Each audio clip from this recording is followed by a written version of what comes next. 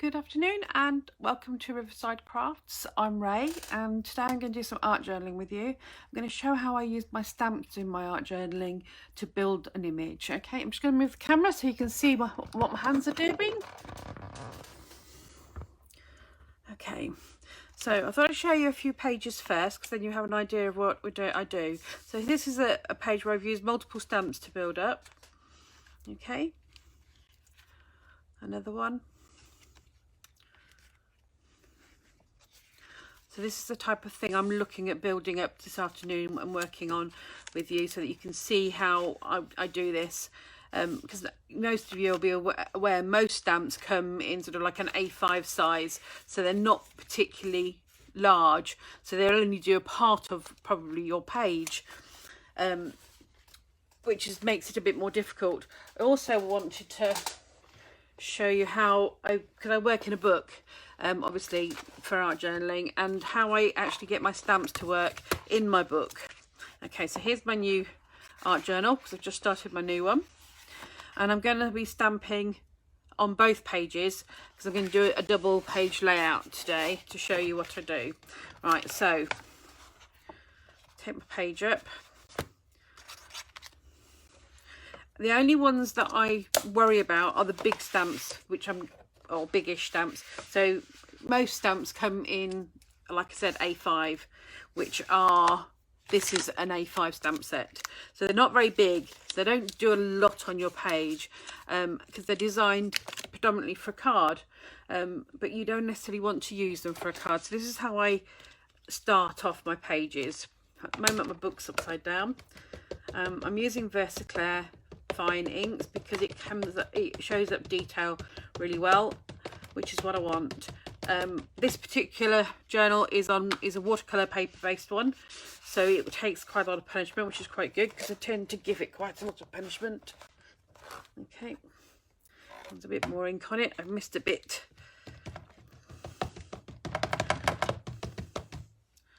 Hopefully I've not moved it. No.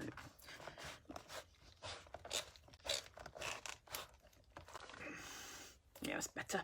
Lovely. So I'm going to take that one off. Okay, and then I'm going to do the other one that I'm going to put onto the other page for you. Let's put this back on its cellophane so it doesn't get lost. Now, I store my A5 stamps in little tiny plastic wallets, so they're all separate, and it helps to keep them clean, and it's very easy to find them and sort through them when I'm looking for things to do. Right, so I'm going to turn my book around because I'm now going to put this one over on this page. Okay, so I'm going to put my stamping platform underneath and line it up to where I want it to be roughly. Put magnets to hold my page, and I'm going to want my stamp sort of about here, I think, this time. Okay, so pick it up. Now these stamps are all by Woodware. I have to say I have a lot of Woodware stamps because they tend to be quite good for the detail, and they aren't overly expensive as stamps go, because some of them can be quite pricey, and that makes it a bit more difficult. A bit more ink on there. This is why I like to use my platform, because it's not always easy with a big decorative stamp to get all of it on the first time round, so I tend to do it with my platform. It gives me a bit more leeway to get my detail in when I'm doing it, so that's better. Okay, right, so take this one off here.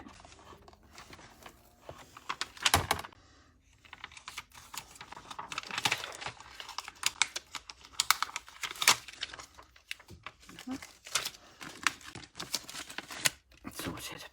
I don't need my platform anymore, which is because it's in the way. So now I've started my double page layout. Well, actually I do need it. I need it under there. Because I'm in a book, this side hasn't got anything underneath it for me to stamp on. So I'm actually going to use my platform as a base to help me have something to stamp on with where I'm going. So a lot of my texture stamps are have come from all over the place. So they've got ones that I've collected over years that come on packs that you wouldn't even think of using. This is a crackle one, and it's from one by Creative Expressions.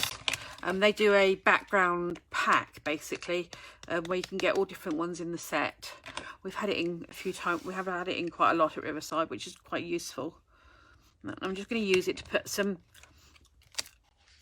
crackled on the page, but I'm also going to go over the stamp that I've just done. So I'm not actually just going to be going around it. I actually take my other background stamps that I'm going to be leading in onto what I'm doing, so it sort of brings it all into one thing. Okay.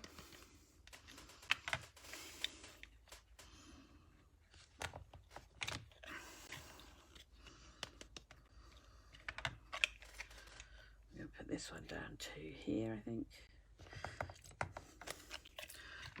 And one of the other things as well when you're doing your art journal is remember to stamp off the page. It doesn't all have to be nice and neat and where you think you want it. It can be, it's quite good to have it going off the edge of what you're doing. It gives you a better look for where you're taking it, the work.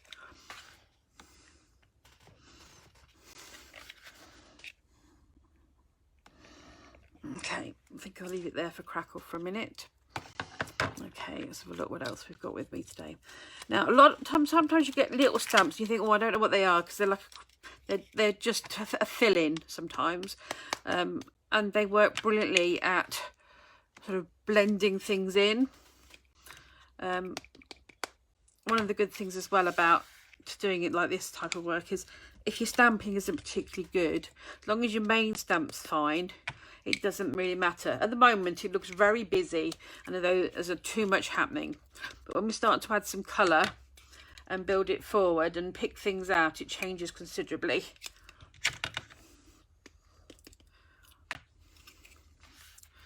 Put that there, I think. Pin it into that bit. As you can see, the stamps are now sort of melding into one, and they're no longer feeling quite so, what's the right word? I can't think of the word that I want to use. They sort of blend into one image, don't they? They build it all together and make it feel a bit more like it should do. Right. One of the other things I tend to do as well is I don't always use them on a block. So this is still on its acetate, because I don't necessarily want it to be a really heavy print. This is sort of making me a more looser image on the background, if that makes sense. So more like a shadow than being too heavy on what I'm doing. Okay.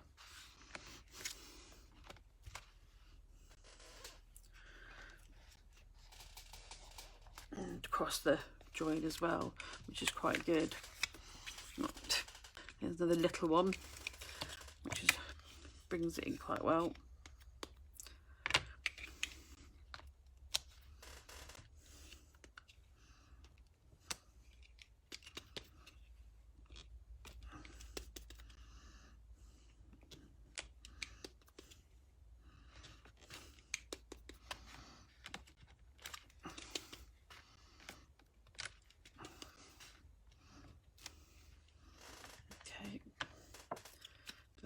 Off. I managed to get ink everywhere.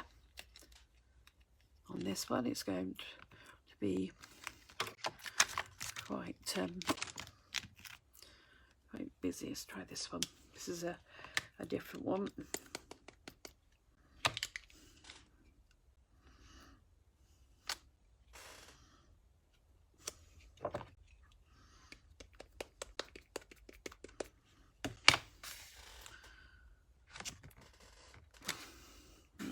Quite get it all right there. That's it. That's better.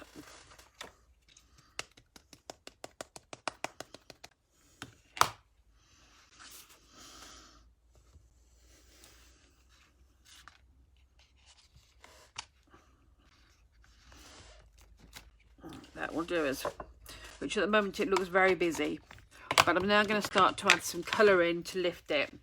First thing I'm going to do is I'm going to colour in the iris. I'm just going to use distress inks to do this, and a little bit of water. So I've got Stormy Sky, chipped sapphire and peeled paint, I think it is. Yes, it is, to do this with. So it just starts to pick out things that you're in your, what you're doing, which just helps a little bit.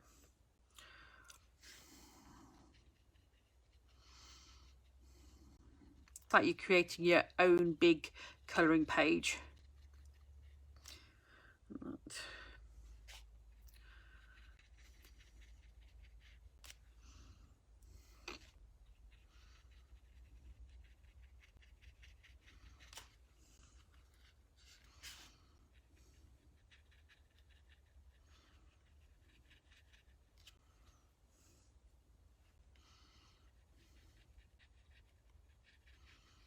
Okay, a bit of chipped sapphire, a bit more water.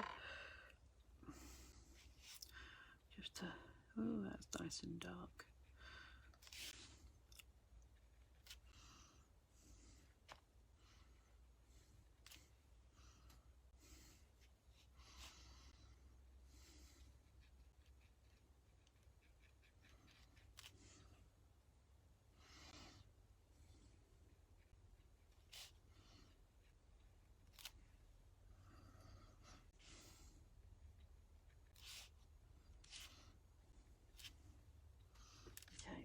I'm just going to use a yellow pencil to colour in these bits here.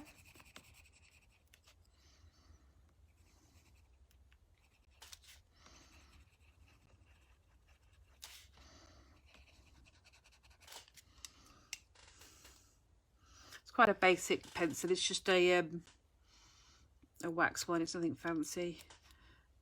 I think it's a Colorista. Yeah, it is. It's one of the base brand that you get from Cutter's Companion, the cheaper ones.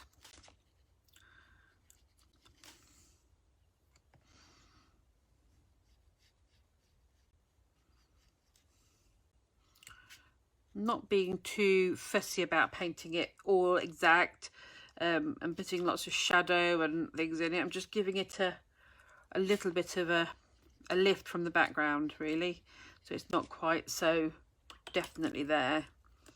A bit of blue in there. Looks like a bud then, doesn't it?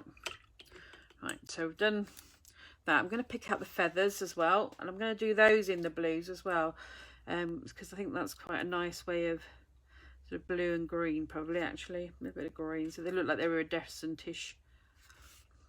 It keeps the colours on the page similar, which always helps if you've got keep things in the same sort of family group, so your colours don't put too much in. It helps to blend it all together a little bit more.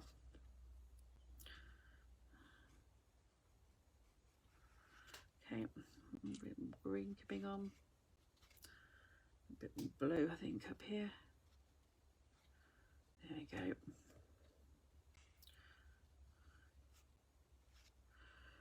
Just going to have to rinse off. Right, I'm just going to pick another pencil. This time I'm going for some browny colours. So I'm just looking for sort of like a rusty brown and a dark brown, probably. And a red brown would be good. So I want to make the key look rusty. So I'm just going to colour. Just going to use a couple of pencils to do this, just to give it in, so it comes up a bit more.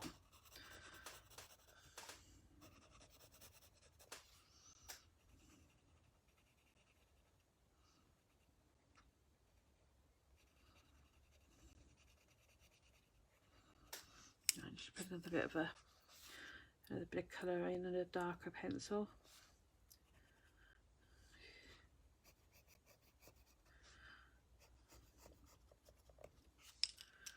Okay.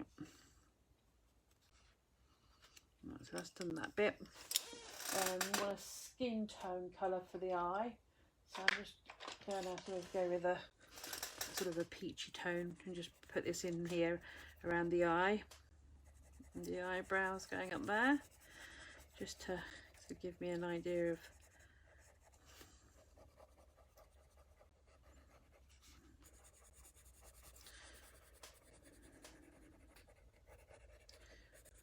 I was having a peep. I'm doing an eyebrow in a browny colour. There we go. A bit more of peachy tone. That one. There's a bright green. There we go. So I'm just putting a bit of colour in here, not too much. A little bit on the edge of the eye, just following the basically the colours that are actually in the shading that's already there, to give you an idea of where things are. And that, but it just helps to lift it a little bit. A little bit of green on there. I think that will be quite good. Right, what else do we need to do?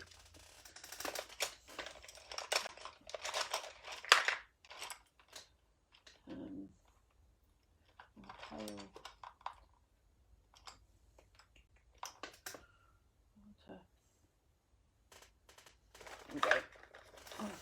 Got a distressing pen here.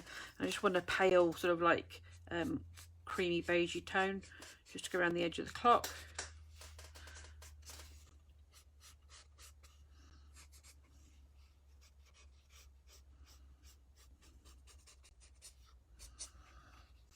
Okay.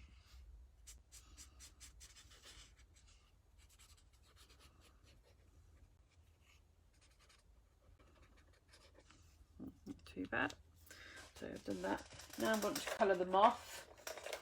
I'm going to go back and use my, I've got some distressing pens, they're just here, so I can put a little bit of an orangey colour there. There's my brush, blend that in a bit. There we go, so it's not quite so harsh. Got some browns, just going to pick those up and put those in.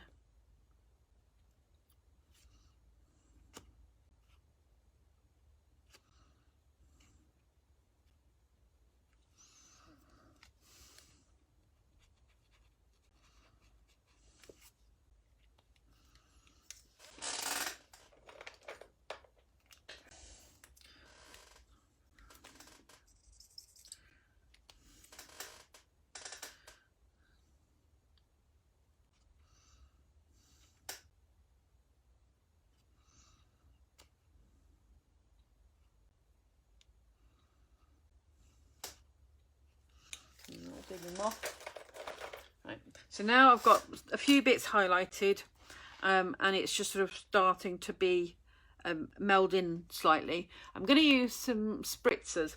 Now I make my own up, so I have the little oops, a bottle of ink such as these, and then I put a little bit into a Mr. bottle and add a little bit of water, and I create myself some sort of sprays. So I've got 2 or 3 of these in different tones that I've made up, all done in the same way. So that's those ones. I do the same with pixie powders, so I mix some of those up with so there I've got a lot of mica in them, and they help to bring things up a bit more. So you can put a bit of green on to bring it down, and then I just want some browny tones, so I'm just going to put a little bit of brown on it just to do that, which is quite nice. And then I need a matte one, and the bit that's quite nice is if you buy the oxide sprays, they're matte, so whereas the others are all translucent, these aren't. So they actually, if you think, oh, I've got too much dark there or not enough there, or it's a bit, you can put your oxide spray on and it will actually sort of like blank it out a bit, which is quite nice. If you think you've got it in too heavy, just go in with a water spray and just spritz it about a bit and it will move. Okay, now I'm just going to dry that off a moment.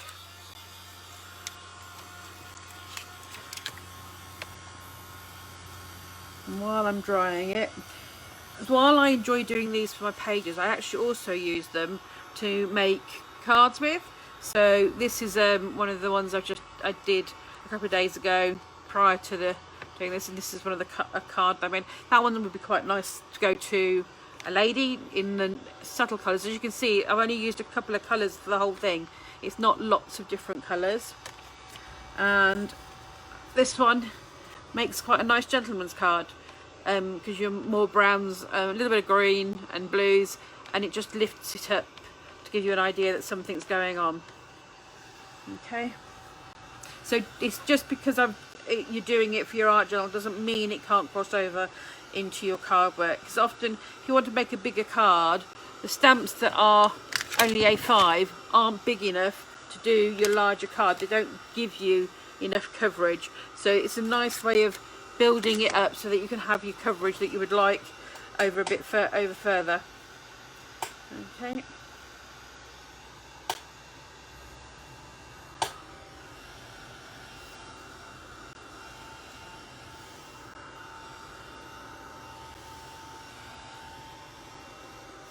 I've stamped in black today, predominantly so that you could see what I was doing. More often than not, I actually use a grey. I use Morning Mist by Versifying Clay because it's slightly less obtrusive, so it blends better, so that you don't have the darkness in some of it. But having said that, this looks quite good. I'm quite lucky with this today.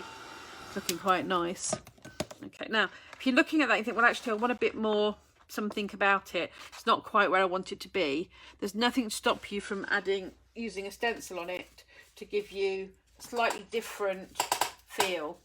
Now, I store my stencils on a book ring, mainly because it gives me quick and easy access to whichever ones I want. So at the moment I've got a couple here, and I'm going to use the Distress Ink vintage photo because I want to knock it back a bit, take away some of the brightness. So I'm going to do that by using some brown ink just to sort of smooth it over and sort of dull it slightly, take the brightness off. Okay, so I'm putting a few dots in it.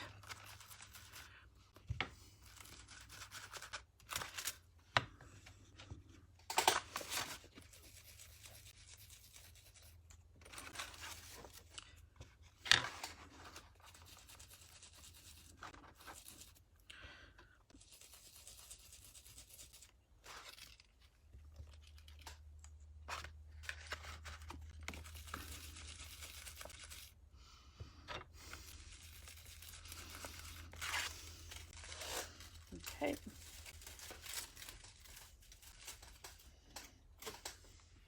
I'm just going to go around the edge.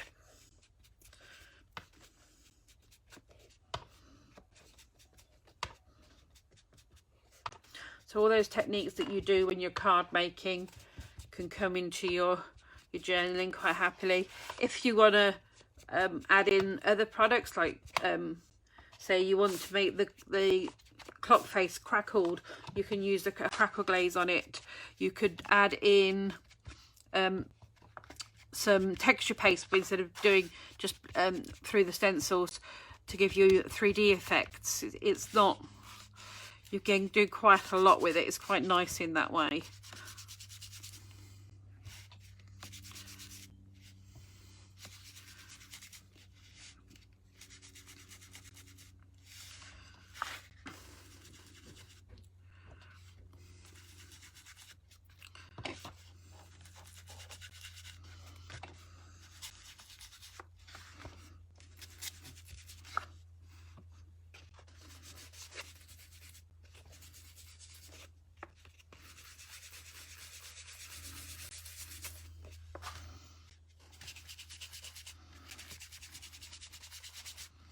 There we are.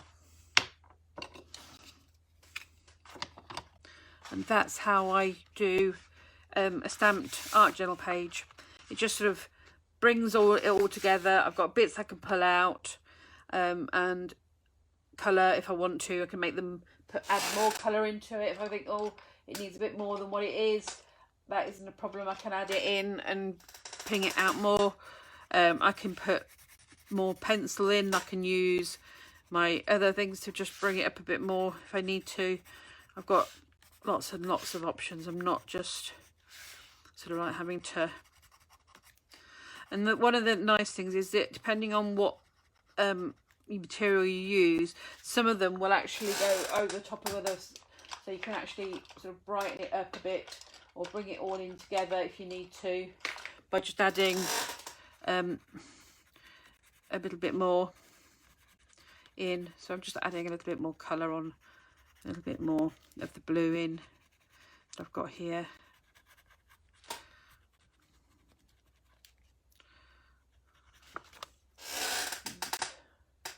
A bit more blue, that one probably.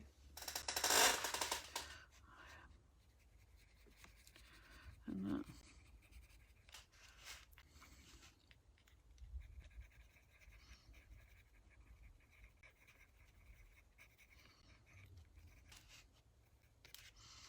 That's quite nice.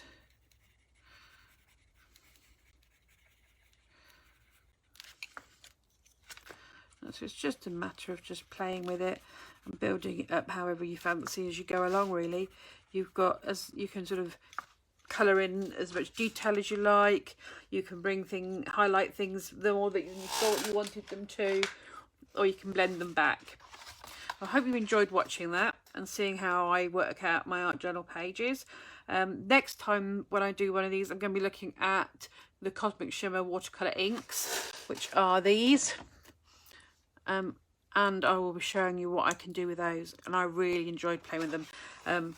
That is the results from one of these, so just sort of keep it in mind. That's what we're doing next time. Thank you very much, and I hope to see you again. Bye bye.